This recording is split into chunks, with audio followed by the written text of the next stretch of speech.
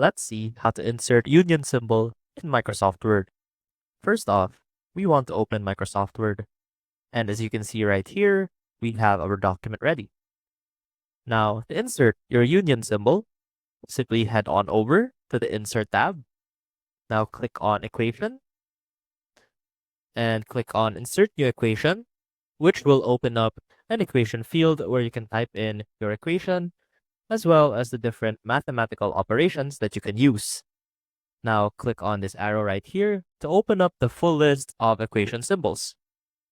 And down here, you will see the symbol for the union or union symbol.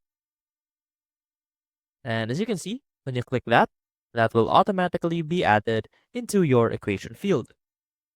Now, another way that you can do this is first, you have to have Math Autocorrect enabled outside of equation fields.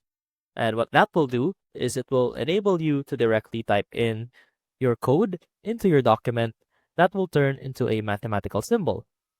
Now to access that, head on over to the file and click on Options.